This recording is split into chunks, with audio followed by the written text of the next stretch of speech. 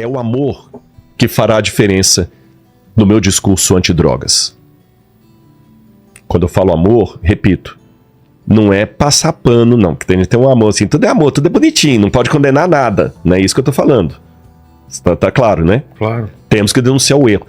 Mas se é o meu irmão que tá lá na Cracolândia, como é que eu vou encarar esse problema?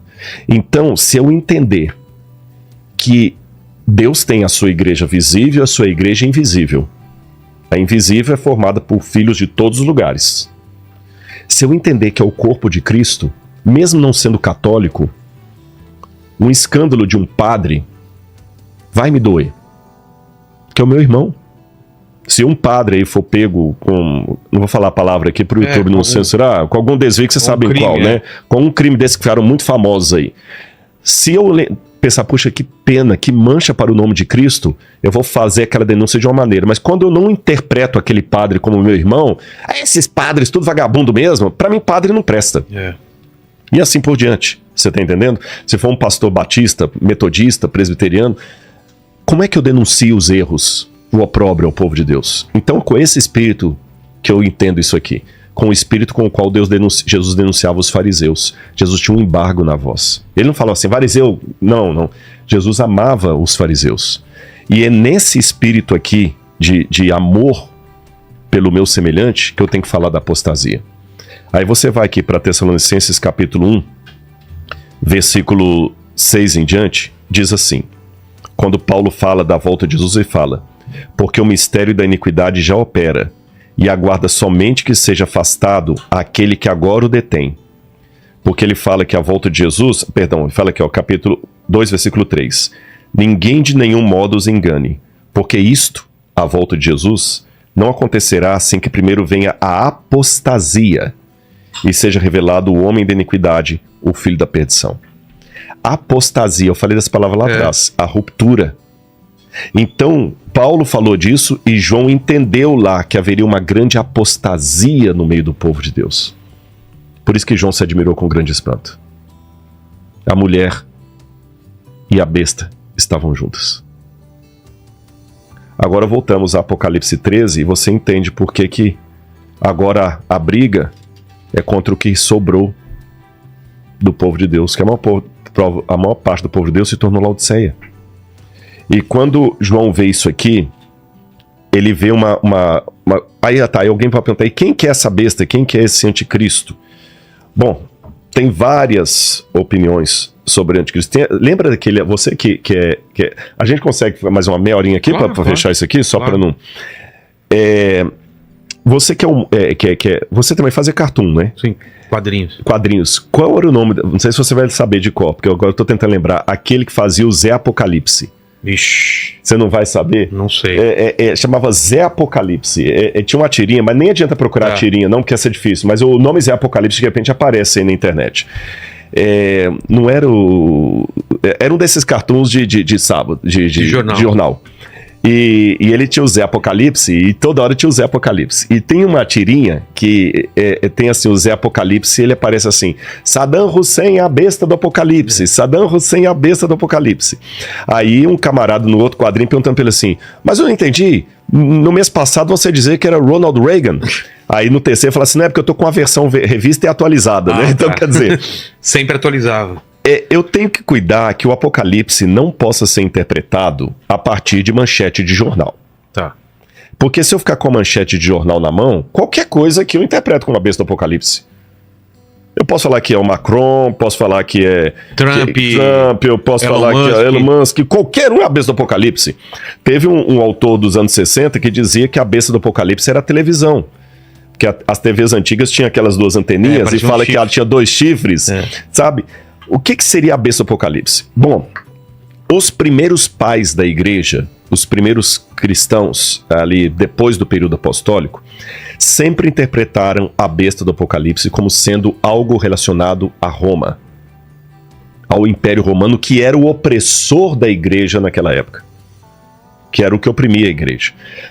Por exemplo, vou lembrar que o Irineu de Lyon, que foi discípulo de Policarpo, que foi discípulo de João, então ele estava bem perto ali da fonte apostólica. O Irineu de Lyon falava o seguinte, olha, o número 666, que alguns manuscritos até traduziam como 616, ele fala assim, o nome que dá isso aqui é Lateinos, em grego. Lateinos significa o império dos latinos, dos romanos. Sim. Então era alguma coisa ligada a Roma. Eles sabiam que tinha alguma coisa ligada com Roma. Roma era codinominada, né? De Babilônia. Ah, é? Tanto é que o Pedro, quando escreve a carta dele, ele fala assim, aos irmãos que estão na Babilônia. E na cultura judaica sempre chamava Roma pelo codinome de Babilônia, porque o maior opressor do povo de Israel no Antigo Testamento não foi o Egito, foi a Babilônia. De todos os opressores que Israel teve, aquele que mais trouxe traumas era a Babilônia. Entendi. Tanto é que quando você queria falar alguma coisa do mal, era a Babilônia. O mal vem do norte, que a Babilônia veio do norte. Mais do que a Assíria, mais do que os persas, mais do que Antíoco Epifânio, grego, todos foram opositores do povo de Deus. Sim. Os persas teve gente que opôs, o Antíoco Epifânio, mas assim, aquele que na época do Novo Testamento, todo mundo era a Babilônia. Você tem vários textos judaicos falando da Babilônia, mas é codificando Roma. Aí, depois desse período da patrística, você vê, a igreja entendeu também, através de Tomás de Aquino, que Roma poderia ser uma forma de trazer o anticristo para a igreja. Isso está na Suma Teológica de Tomás de Aquino. Quando você vai para a Reforma Protestante, de maneira unânime, Lutero, Calvínio, Zwinglio, todos entendiam que o anticristo era o papado. Ah, é? E de maneira assim, bem politicamente incorreta. Você entendeu? O papado e acabou. É lógico, a explicação que muitos teólogos católicos dão hoje é o seguinte, é porque os primeiros protestantes ali, a partir de 1517 com Lutero, como eles eram oprimidos pela igreja, eles tinham que dar um nome para o inimigo. Claro. Então, psicologicamente, detonavam com a igreja, né? Mas hoje a gente não está mais assim tudo. Hoje, então, o que acontece? Muitos teólogos, já numa ideia mais de estabelecer a paz, não falam mais que o papado seria o anticristo. E você tem alguns autores, como, por exemplo, no século XVI, você tem o Francisco Rivera, que foi um padre católico dominicano, o Francisco Rivera, e tem o Luiz Salazar, os dois são da mesma época. Para tirar esse foco protestante de que o papado seria o anticristo, criaram o método preterista. O anticristo é Nero. Entendi. Ponto. Não tem nada de papa. É o Nero. E depois muitos teólogos protestantes alemães acabaram bebendo na mesma fonte, aí o papado passou a ser Nero. Depois os futuristas começaram a falar, não, o anticristo, na época da Guerra Fria, que começou o dispensacionalismo, o anticristo é a Rússia e a União Soviética, porque tinha que demonizar os russos. O comunismo. Agora eu estou falando que a Rússia é com a China, né? Outros grupos minoritários, como as Testemunhas de Jeová, por exemplo, vão dizer que era a ONU. Outros grupos vão dizer que era um grande computador. Outros vão dizer que era um apóstata, que era um ateu. A internet. A internet. Como é que eu entendo isso? Eu tenho um trecho aqui interessante do próprio catecismo da Igreja Católica, e eu gosto dessa interpretação aqui do catecismo. Bom, aqui eu tenho as citações aqui de John Wesley, a Confissão Presbiteriana e Anglicana, de Westminster, a Confissão Luterana, todos falando que é o papado. A resposta católica também é importante ser dada. Os católicos dizem, o anticristo não pode ser o papa, porque na carta de João é dito que o anticristo nega que Jesus veio em carne. Entendi. Nega que ele veio em carne. E o Papa não nega que ele veio em carne, ele não é gnóstico. Entendi. Né? Mas olha o que diz aqui o Catecismo da Igreja. O Catecismo tem lá os vários pontos, 537, 534, os parágrafos, mas para quem quiser olhar no Catecismo é só colocar julgamento final da Igreja. Interessante o título, julgamento final da Igreja. E o Catecismo diz assim, antes da segunda vinda de Cristo, aqui é a posição católica, tá, gente? Não vai valer por protestante. Sim. Antes da segunda vinda de Cristo, a igreja deve passar por um julgamento final que abalará a fé de muitos crentes. Eu concordo com isso. A perseguição que acompanha a sua peregrinação na terra revelará o mistério da iniquidade. que é uma maneira de falar do anticristo, na forma de um engano religioso, oferecendo aos homens uma solução aparente para os seus problemas ao preço da apostasia da verdade. Ou seja, se é a apostasia da verdade, É o afastamento da verdade. então o anticristo não pode ser um russo ateu, nem um muçulmano. Tá. O anticristo tem que ser alguém, e eu concordo com o catecismo aqui, tem que ser alguém que saiu de dentro do cristianismo, porque quando você vai aqui na carta de João, que fala do anticristo, fala aqui, olha, Evangelho de João, capítulo 2, versículo 18, fala: filhinhos, esta é a última hora, e como vocês ouviram que o anticristo vem, também agora muitos anticristos têm surgido, por isso sabemos que é a última hora. Eles saíram do nosso meio. Ah, Essa elementação. Manifestações do anticristo já havia na época do Novo Testamento, porque eles falam que muitos anticristos já estavam surgindo. Segundo, o anticristo tem que ser alguém que sai de dentro do cristianismo, então não pode ser alguém de fora.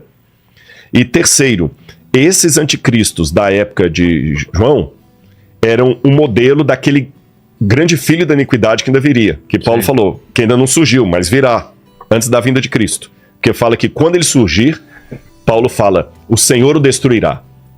Então, peraí, então o anticristo não pode ser a União Soviética, porque não tinha União Soviética na época aqui. O anticristo não pode ser a ONU, porque não tinha a ONU nessa época. O anticristo tem que ser algum poder que já tinha exercício na época apostólica, que atraía pessoas que saíam de dentro do cristianismo e que, por alguma forma, vai estar de novo na segunda vinda de Cristo. Então, classificar o anticristo como um homem só já fica complicado, porque o camarada tem que ter 2.000 anos de vida, pelo menos. Mas aqui, eu estou só pegando a Bíblia para ver que o que o catecismo está falando tá de acordo. Aí diz que esse anticristo atrairia muitas pessoas para uma apostasia da verdade. Deixa eu te falar uma coisa. Se a igreja se a mulher de Apocalipse 17 é o povo infiel, para você ser um adúltero, o primeiro requisito é ter sido casado. Para você morrer, o primeiro requisito tá vivo. Tá vivo. Para você ser apóstata, o primeiro requisito é ter sido cristão. Sim. Não existe islamismo apostatado. Não existe budismo apostatado. Só existe cristianismo apostatado. Então o anticristo tem que ser alguma coisa que vai sair do cristianismo. Aí continua dizendo: o engano do anticristo já começa a tomar forma no mundo toda vez que a reivindicação é feita para perceber dentro da história aquela esperança messiânica que só pode ser realizada através do julgamento escatológico. A igreja rejeitou até mesmo formas modificadas dessa falsificação do reino para vir sobre a forma do milenarismo, especialmente a forma política intrinsecamente perversa de um messianismo secular. A igreja entrará na glória do reino somente através dessa Páscoa final, quando ela seguirá o seu Senhor em sua morte e ressurreição. Então, o catecismo, nesse ponto, concorda com a minha ideia pós-tribulacionista. Sim. A igreja enfrentará uma perseguição. Mas essa perseguição não virá de fora. Virá de alguém de dentro da igreja, que apostatará da verdade, levará muitas pessoas à apostasia. Mas quem seria essa pessoa que, de certa forma, já tinha ação na época dos apóstolos e vai ter na volta de Jesus? Aí eu termino com o Apocalipse 17 explicando. Vamos voltar para o capítulo 17. João viu a mulher montada na besta e ficou assustado com o que ele viu. Aí olha o que diz a continuidade. Capítulo 17, verso 7. O anjo, porém, me disse: por que você ficou admirado? Eu vou lhe explicar o mistério da mulher e da besta que tem as 7 cabeças e os 10 chifres que levam a mulher. A besta que você viu era, não é, está premergido ao abismo. Era, não é, está premergido ao abismo. Então ela atuava no período apostólico, vai ficar um tempo sem, assim, incubada, mas ela vai voltar no tempo final. É igual um tumor, que às vezes você vai, cura, ele fica entubado, depois ele volta. Era, não é, e vai surgir do abismo. e caminha para a destruição. E aqueles que habitam sobre a terra, cujos nomes não foram escritos no livro da vida desde a fundação do mundo, se admirarão, vendo a besta que não era, mas tornará a aparecer. Então é alguém que estava na época de João, ficará um tempo de suspensão e voltará a aparecer. Aqui está a mente que tem sabedoria. As 7 cabeças são 7 montes no qual a mulher está sentada. 7 montes no qual a mulher está sentada. E no verso 18 ele diz: a mulher que você viu é a grande cidade que habita sobre os reis da terra. Ei. Qual cidade dominava os reis da terra na época de João? Washington? Não. Moscou? Não. Jerusalém? É. Não, Jerusalém não dominava os reis da terra. De dominar? É Roma. Roma. Mostra aquela moeda para mim, por favor, de Vespasiano. Essa moeda romana que vocês vão ver aí, ela estava em circulação na época de João. Tá. Vespasiano foi o que mandou destruir Jerusalém no ano 70. Você tem aqui o imperador Vespasiano, está escrito em latim, né? Cesare Augustus Vespasianus Augustus, tá certo? E aqui tem do outro lado da moeda, Roma, tá escrito Roma, e ela é uma mulher sentada sobre 7 colinas. 1, 2, 3, 4, 5... Ali não mostra... 7, 8... 7 colinas, olha lá. 1, 2, 3, 4, 5, 6, 7. E em todos os livros nós sabemos que Roma é descrita como a cidade que se assenta sobre 7 colinas. Isso é ponto, todo historiador sabe. Então, ele já está falando, a mulher foi uma mistura do povo de Deus com Roma. E aí o que acontece? O próprio catecismo fala pra gente ficar alerta, que virou uma apostasia.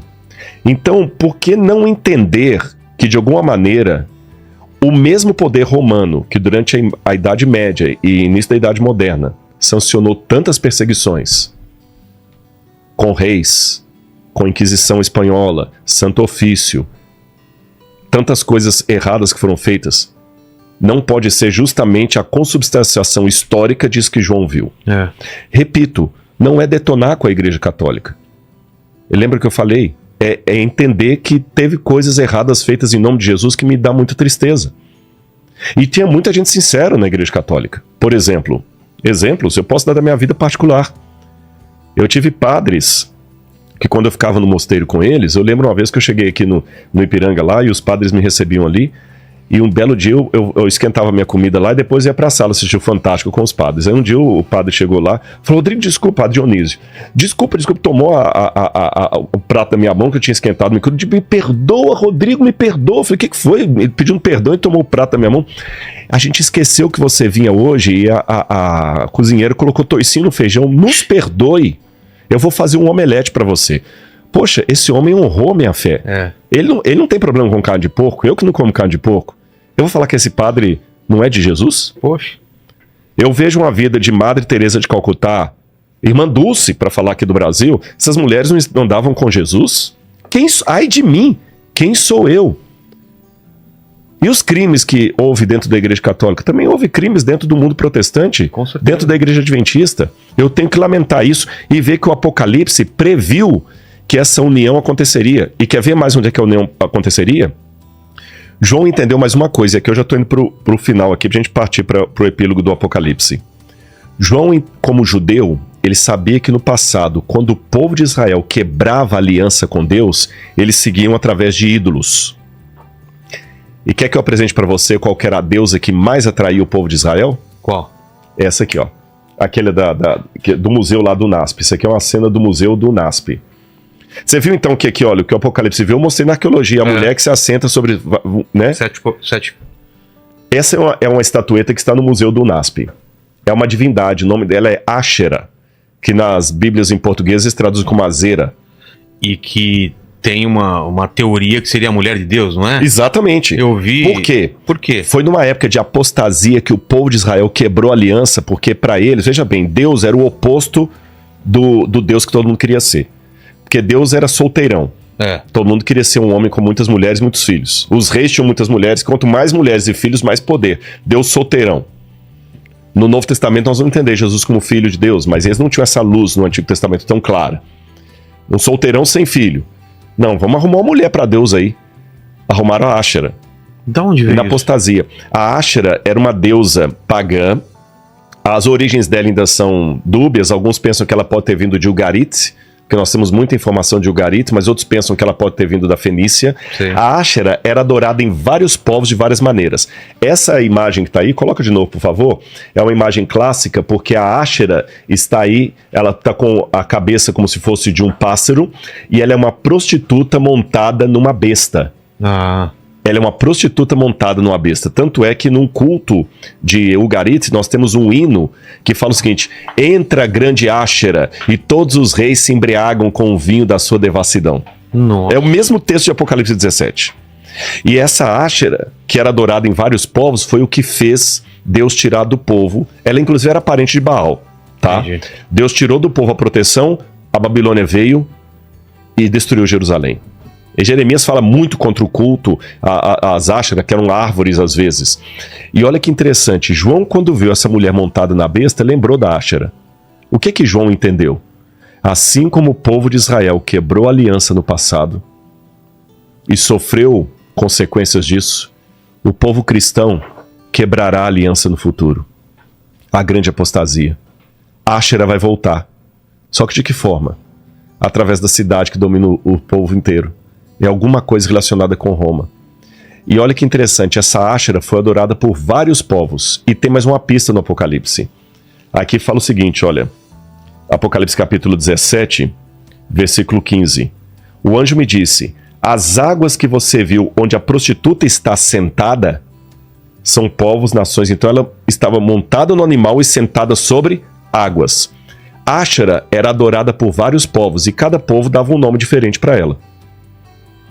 E sabe qual que era o nome que ela tinha na época do apóstolo João? Não. Vou mostrar com o mosaico. Esse piso que vocês vão ver aí agora é um piso de uma casa romana de pessoas ricas da época do Novo Testamento. E você tem a Áshera. Só que ela num num touro que ela tem na sentada sobre cabeça? as águas. Ela é tá um- com um pano, ela tá vestida com um pano assim de sedução, Ah, tá. é justamente a púrpura e a escarlata, Quase mostrando aí as partes, as né? partes que ela é prostituta, ela é adúltera. Mas tem alguma coisa E a a ver parte- com arco-íris, não? Não tem. Não, Esse aqui né? é como se fosse um pano, Tá. tá? Esvoaçante. E aqui, isso aqui é o mar. Essa parte baixa é o mar. Tá. Porque a história é que ela traiu o marido dela para ir através de um touro, que era um deus grego que se transformou num touro.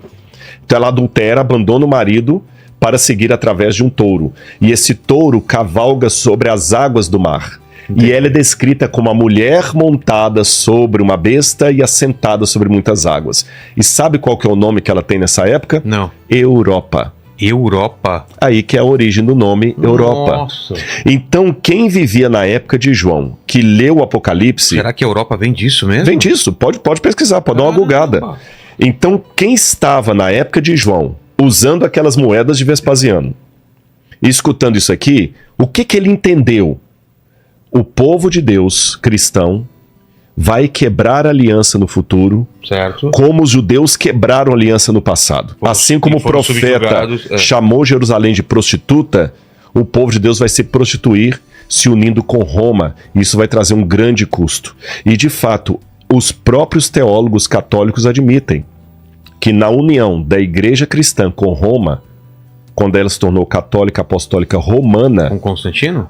a partir de Constantino, A partir de é que na verdade aí vai um pouquinho depois, que você Sei, tem sei. Constantino, que deu para a igreja prestígio, tá certo? Depois em 500, Constantino é 320 aproximadamente depois de Cristo. Depois de Constantino você tem Clovis, rei dos francos, que dá o exército para a igreja em 508 depois de Cristo, e em 538 você tem Justiniano, que dá para a igreja o poder temporal. Dá para a igreja o poder temporal. E ela se torna, então, a dona da Europa, praticamente. Esse poder só vai ser quebrado quando Napoleão vai mandar o general Berthier prender o Papa, em 1798, se eu não me engano. Ele prende o Papa morre no exílio, depois vem um outro Papa, etc. Mas houve ao longo da história da igreja, a igreja reconhece isso, houve papas que usaram o poder de Roma para oprimir os próprios cristãos. Os cátaros, os albigenses foram os valdenses, depois veio a Reforma Protestante, que também cometeu erros. Você vê o Calvino, aí tem uma questão que alguns falam que o Calvino não participou da morte de Miguel de Cervé, que ele pediu para decapitar e não queimar vivo. O fato é que Miguel de Cervé foi morto num país protestante porque não acreditava na doutrina pilar lá do cristianismo. Ou seja, são erros que foram previstos que iriam acontecer. E o anticristo, no final, se ele vai ser alguém, um papa que vai sentar em Roma, vamos esperar para ver. Não estou falando que o Papa Francisco é o anticristo. Não, falando... eu estou falando... quem diga que será o próximo papa. Alguém, na minha opinião, que vai, a partir de Roma, a partir da Europa, juntar o mundo... Judeu com juntar o mundo e conseguir fazer. E aqui...